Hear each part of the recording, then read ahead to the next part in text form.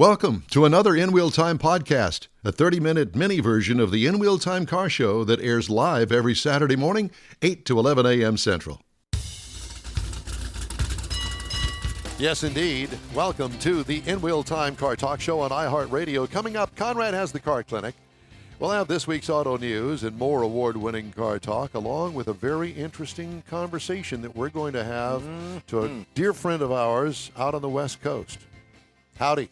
Along with David Ainsley, sitting in for Mike, and King Konrad Delong, along with We Need More, Jeff Zekin. Yep. I'm Don Armstrong. Now let's go direct to Hollywood. Here he is, ladies and gentlemen, Mr. Jack Nerad.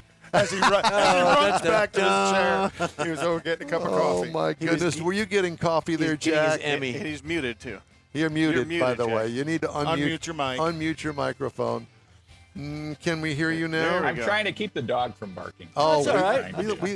Our dog's sitting right over here. It's all good. Yeah, I know. I see your dog every time I'm on the show, and I'm envious. Well, and, not a dog. Our dog is here, but did you I'm the Lone Ranger today, so I've got the dog, and who knows? Okay, well, did you like your new title, Mr. Hollywood?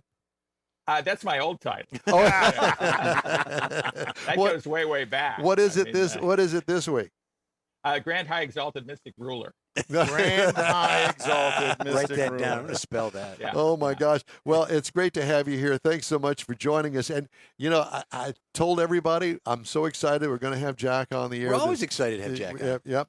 But I wanted to, first question out of the box, how much is gasoline today where you are? I think it's really around $6 a gallon, something like that. And I've seen it over $7.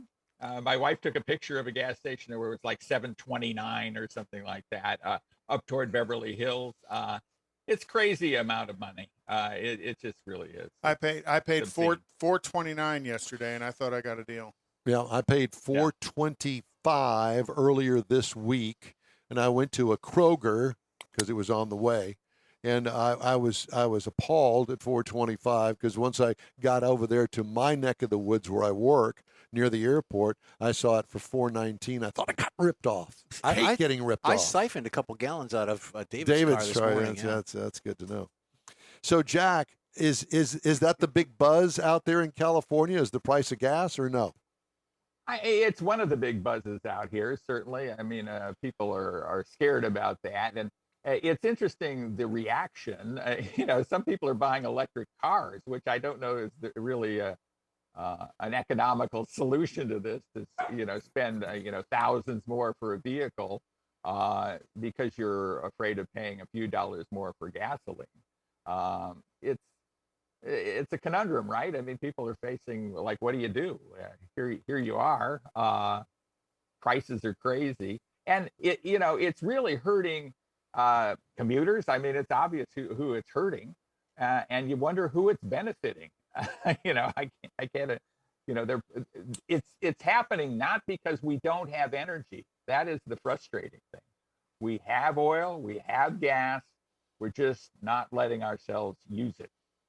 And there's a faction that doesn't want that to happen. And I don't know who that benefits.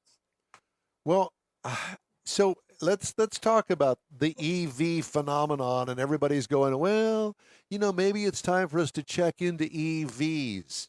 Have you gotten that buzz that EV inquiries are up across all of the dealers out there in California? Yeah, they're definitely up, and I think surveys indicate they're up too. I'm pretty close to the JD Power people, and I see some of their surveys, and they're indicating that a lot more people are considering EVs than ever before, which kind of makes sense that you would consider. And when you're taking a survey, it's pretty easy to say, well, yeah, I'd consider that.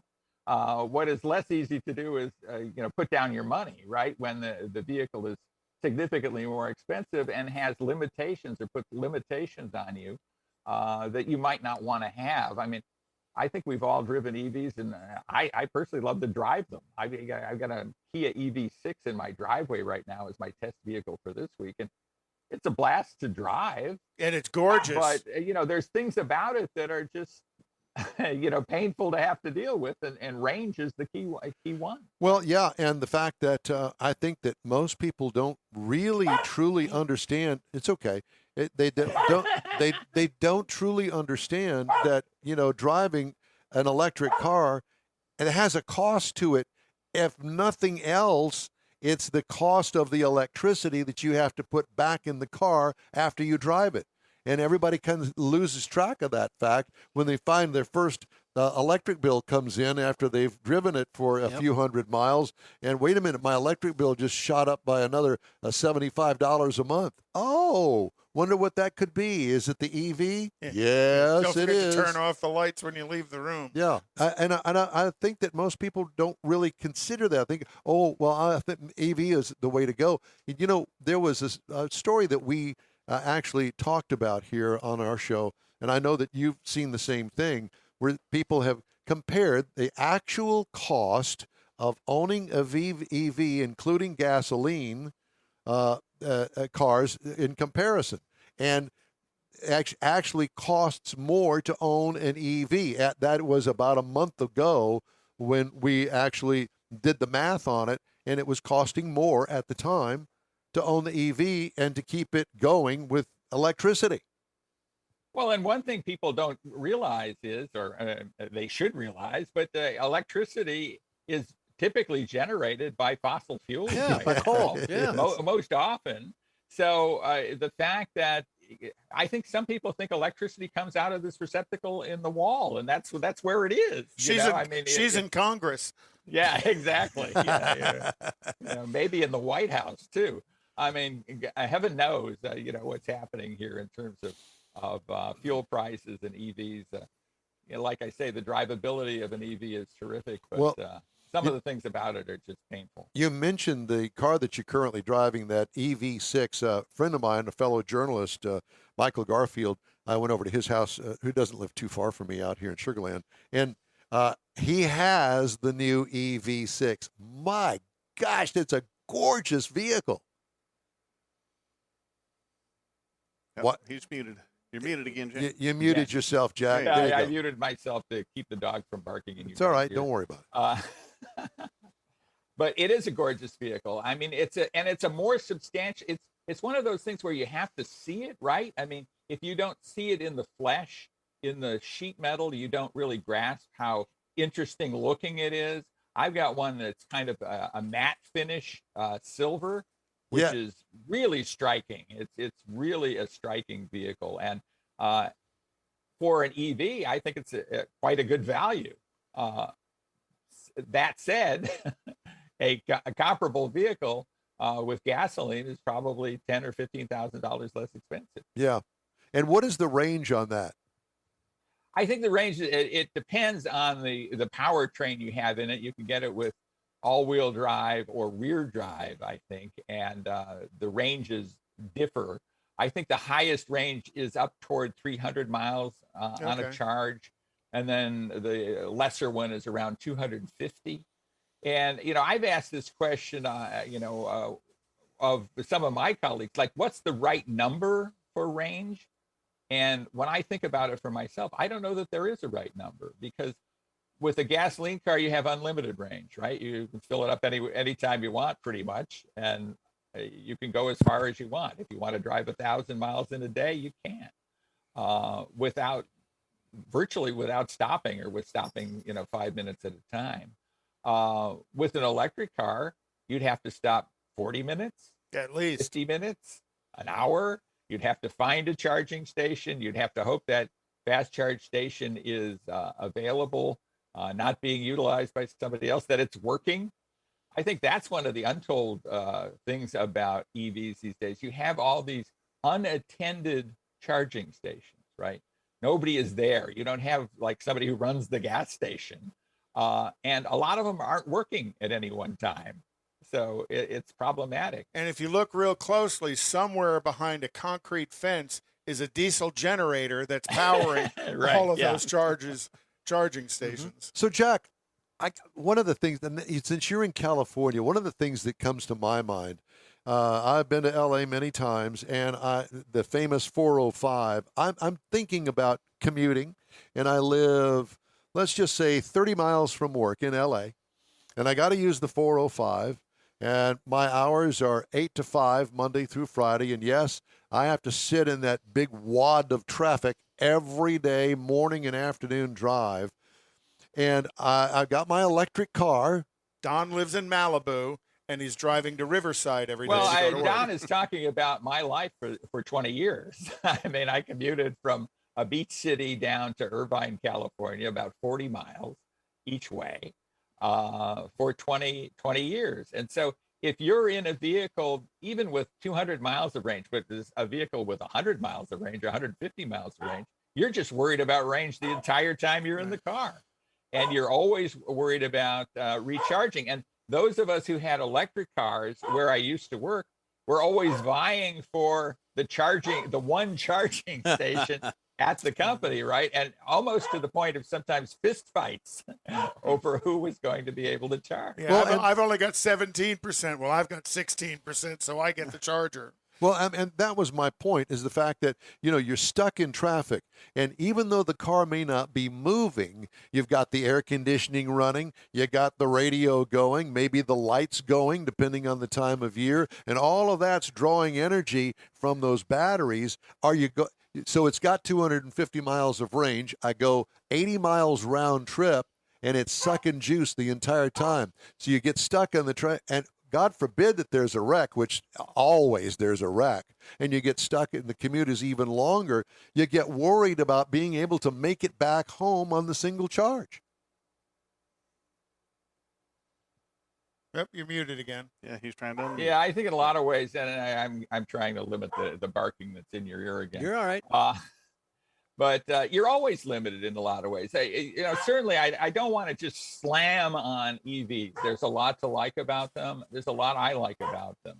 I think they're not to the point where they're going to replace the gasoline car for the typical person out there from the economic point of view and strictly from the convenience point of view. And I think people are willing to pay for convenience, but they're not all that convenient. You have to put yourself through a lot of mental gymnastics and physical gymnastics to get them to work for you. Yeah, I could see an EV being a second car, could be your primary depending on what your drive cycle is every day. But I could see the EV as being a second vehicle, and you got to have an ICE-powered car, as your primary because that's the one you're going to take a trip out of where you're living, up to Yosemite or up to Utah or something. Because you're surely not going to drive an EV all the way to Vegas. So let's change subjects before we wrap up our conversation today, Jack, and that is that, so you're currently driving the EV6. What are your thoughts on it? On that car? Yeah. I like it a lot, given the fact that it has limitations. I think it's one of the best values of the EVs out there. It's kind of rocketed up toward the top of the EV sales numbers right now. And I think for good reason. It's good looking. It's interesting that it's on the same platform as the Hyundai Ioniq 5. And it seems to have gotten a lot more attention than the Ioniq 5. And I don't know whether it's a styling thing. I think stylistically, I like the EV6 significantly better. I think there's a lot to like about it. I totally agree that an EV as a second car makes a heck of a lot more sense than as a primary vehicle. Mm-hmm. And then people drive vehicles different ways, right? I mean, I like putting in 500 miles a day, 600 miles a day sometimes. And I can do that without any problem. I drive up to San Luis Obispo and back in a day. It's 400 miles round trip. And I don't bat an eye doing it and spend time up there with my daughter who's going to college up there. So, that wouldn't work in an EV. It would be pretty difficult in an EV. Yeah. So as far as the current trend and obviously the limitations that we currently have going on as far as chips and availability of vehicles, what would you offer somebody that's actually out there looking? Would you suggest that they go and really see what's out there as far as new is concerned, or would you encourage them to really try to mine what's out there as far as used vehicles are concerned? I've always been a proponent of used vehicles anyway. I think 2-year-old vehicles or 2 or 3-year-old vehicles off lease are among the best values out there. Somebody else has taken the biggest depreciation, so I'd look to those. Unfortunately, there aren't a ton of those out there, and there won't be either in the next couple of years because as we have a lower sales year, then 2 years down the road, that trickles down obviously into the used car market. But I think those are still good values. Those are things to look at. I see some manufacturers who have limited supply of new vehicles helping their dealers by advertising certified pre-owned cars. I think those are good values. The difficulty we're all running into as people who want to buy cars is there's limited supply both on the used side and on the new side. So and that along with high demand means higher prices. Absolutely. And you hear the stories of vehicles going well over MSRP, new vehicles going well over MSRP. I saw a statistic, and a pretty realistic statistic, I believe, that 65% of the new vehicles sold right now are being sold at over suggested retail price.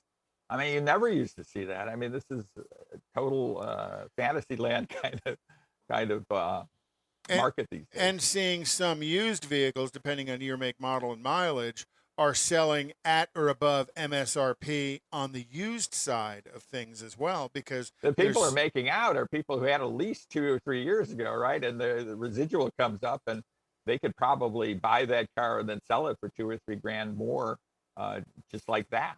If the dealer will let them. I know there's been a couple of news articles out there where some of the dealers won't let them, or they start adding other fees to it on the buyout side. Well, yeah, which I would contend, depending on your state and legalities, that might be illegal for them to do. Or they might be putting. It's the car business, Jack. Yeah, I mean, the contract says this.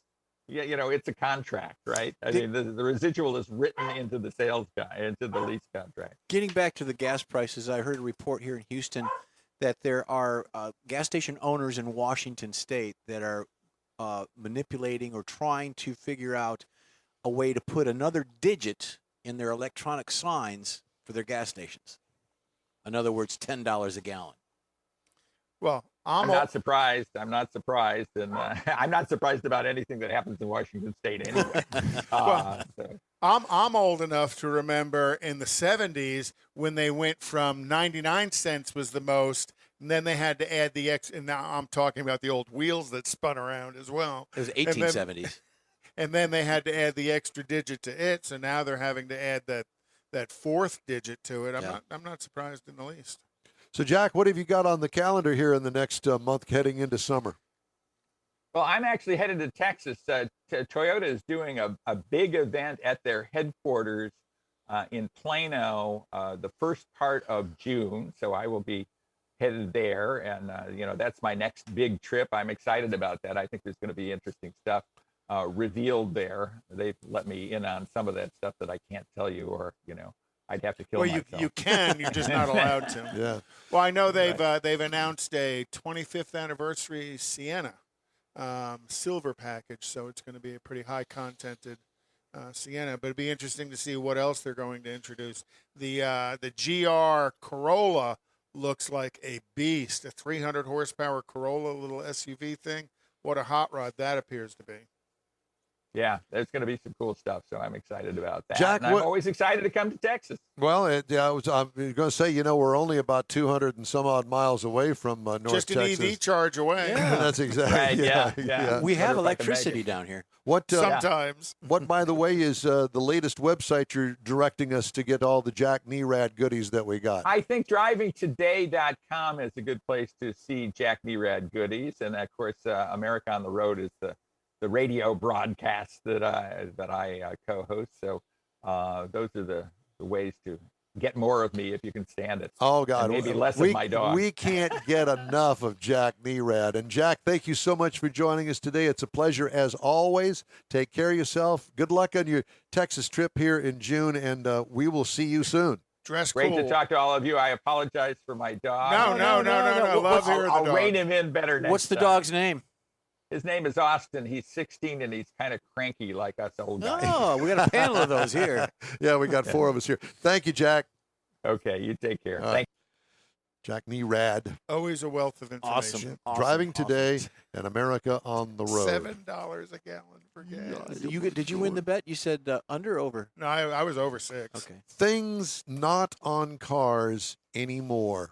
And I tried to do this last week, And so Konrad, well, I couldn't get the information on the computer because my computer's got too much going on over there, and it didn't like that. Well, I don't know if that kind of set in my head, and that's why I chose this for a topic or not. I didn't mean to step on you. No, you did not. Please, I'd like to say yay or nay on the things that aren't on cars anymore. You know, everybody knows some of those things that aren't on cars, but let's think of some of the simple ones.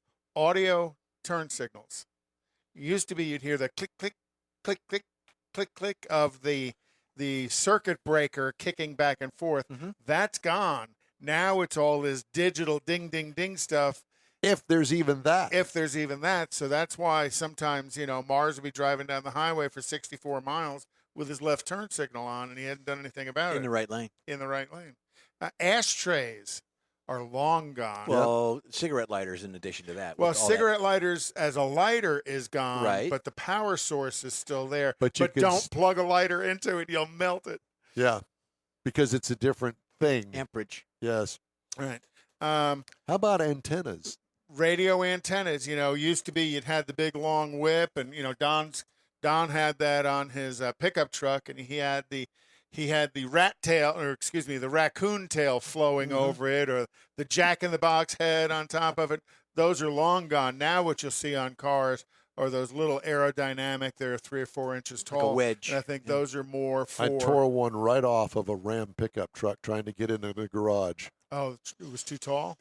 Just that much. That's all it takes. That's all it took. You know, vent windows. Wing windows, long gone. Now, I had wing windows on the Transit I had, but they didn't open, you know. Oh.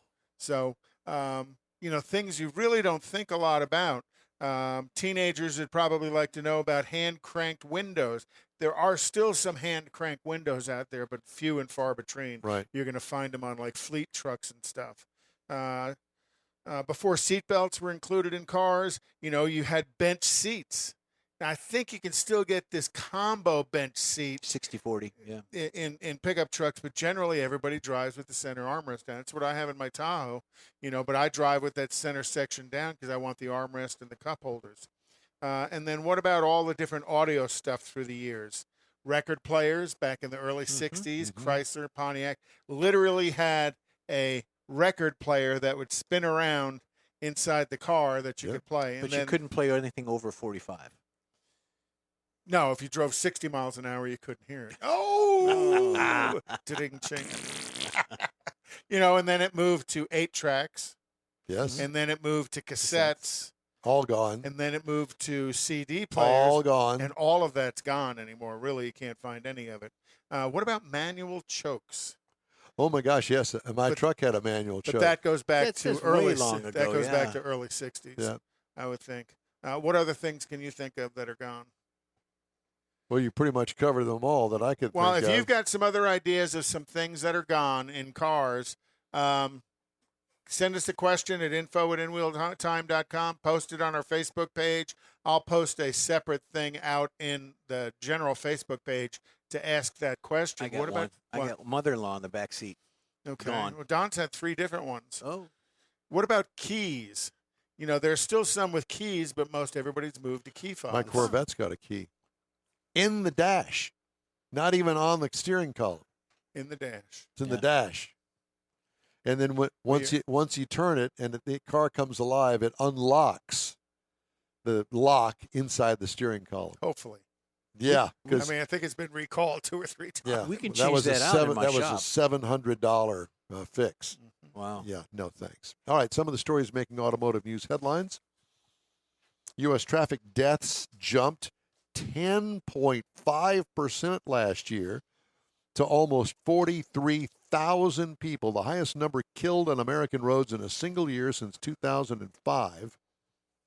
Yearly increase is the highest reported since NHTSA began using its current traffic fatality tracking system in 1975. Wow. Yeah. So I wonder what do they attribute that to? Just more people on the road? And that basically COVID? It's COVID related because remember nobody was on the roads. Everything's COVID related. Because everybody people stayed home. Well, and it skewed the numbers. They're more prone to accidents because they have the mask on their face. Well, it's not necessarily Alone in the that. car. It's because they are speeding. That's the number one thing. Hyundai, so solidly number 2 in the U.S. electric vehicle market in the first quarter, will plow $5.5 billion into its first dedicated EV factory in the world, and that is going to be in Elabel, Georgia. So, well, congratulations, Georgia. And they're going to make a bunch of electric vehicles there. Then 10 out of 18 midsize light vehicles are in good ratings in the Insurance Institute for Highway Safety's new side impact evaluation. If you want more information on that. Well, did you hear Cadillac is going to release a V-Series Escalade? It's Jeff's next car. Yeah. Yes, we mentioned that a couple of weeks ago. EV Escalade. And the plant in Georgia, Brandon announced that yesterday when he was in South Korea. Great. Thank you. Quick break now. We'll wrap things up on today's show after this. Father's Day weekend, Saturday, June 18th, 2022. It's the next Tailpipes and Tacos Cruise-In, and you're invited. Tailpipes and Tacos Father's Day edition will be at the same Loopy Tortilla in Katy, 8 to 11 a.m. on Saturday, June 18th. It's the only place cruisers compete for trophies and other prizes. Enter your vehicle for Best Hot Rod, Best Classic, and Best Modern Classic. Tailpipes and Tacos is Houston's coolest cruise-in and is your opportunity to see the best hot rods, show cars, classics, and resto mods, and get Loopy Tortilla breakfast tacos and adult beverages. There's no entry fee, and cars will automatically compete for custom Loopy trophies and other prizes. It all happens at the Loopy Tortilla Tex-Mex in Katy on the Grand Parkway at Kingsland Boulevard, just south of I-10. Kick off summer with Tailpipes and Tacos Father's Day edition, Saturday, June 18th. The In Real Time Car Talk Show will be there too. Celebrate Father's Day, the start of summer, and the return of Tailpipes and Tacos. Saturday morning, June 18th, 8 to 11. We'll see you then, weather permitting. Want to take a minute to tell you about Gulf Coast Auto Shield, a Houston detail company like no other. Gulf Coast Auto Shield offers paint correction services that'll give your car, truck, or SUV a like-new shine. Afterwards, you'll want to protect it with a professionally installed nano-ceramic coating or protection film. Worried about your very expensive windshield getting damaged, broken, or cracked? Let Gulf Coast Auto Shield install ExoShield, a windshield protection film. Give John Gray a call today or check out their website, gcautoshield.com. Hey, whether you own a new, ultra-expensive, exotic, or a 5-year-old Suburban, Gulf Coast Auto Shield will help keep your investment looking like the day it rolled off the assembly line. Gulf Coast Auto Shield is conveniently located on the South Sam Houston Parkway, just south of I-69, the Southwest Freeway. Meet the staff and check out all of their services online right now at gcautoshield.com. The In Wheel Time Car Talk Show is now part of the iHeart family. Now you'll have access to 24/7 Car Talk anytime you need a fix. Just download the iHeart Radio app and ask for In Wheel Time Car Talk, and there we are. Be sure to save us in your iHeart library for instant access. No matter where you are, you have the best Car Talk Show right on your PC, laptop, or mobile device and never have to worry about finding us again. Of course, you can always get access to our video and audio streams via InWheelTime.com and your favorite podcast channel, and all of this is free to you. From the iHeart Radio app, you'll not only hear our Saturday morning live show, but the best shows of the past, updated weekly. Never miss a minute of up-to-date new car reviews, pre-owned reviews, Konrad's Car Clinic, informative interviews, automotive news, and the most fun car talk show on the planet. Just download the iHeart Radio app, search for In Wheel Time Car Talk, save it to your library, and with a tap of the icon, you'll be in touch with your favorite Car Talk team. In Wheel Time Car Talk, streaming now on iHeart.com/In Wheel Time Car Talk. Well, that's a wrap for this week's In Wheel Time Car Talk Show. Yeah. When you're on our Facebook page, please give us a like. Tell your friends about us. If you would, please share our junk. You'll get Konrad's unicorn hunting features all along with everything automotive all week long, including upcoming events, cruise-ins, racing, and other goodies. You can find the In Wheel Time Car Talk Show 24/7 on the iHeart Radio app. In Wheel Time can also be heard live on Facebook, YouTube, and InWheelTime.com every Saturday, 8 to 11. 30-minute podcasts available from your favorite podcast providers 7 days a week.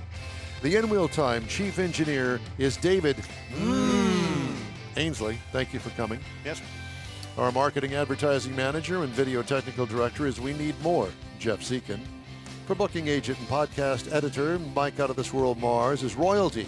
King Konrad Delong. I'm Don Armstrong. Today's In-Wheel Time Car Talk Show was produced and manipulated through the Ouija board from the 1940s. Be sure to join us again for our next live In-Wheel Time Car Talk Show next Saturday, May 28th, starting at 8 a.m. Central on all of these In-Wheel Time Car Talk outlets, right here on the Smoke and Mirrors Network. So long for now, everybody.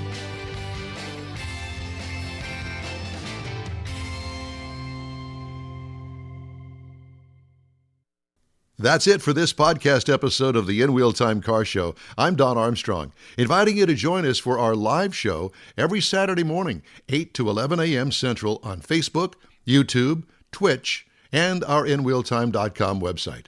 Podcasts are available on Apple Podcasts, Spotify, Stitcher, iHeart Podcast, Podcast Addict, TuneIn, Pandora, and Amazon Music.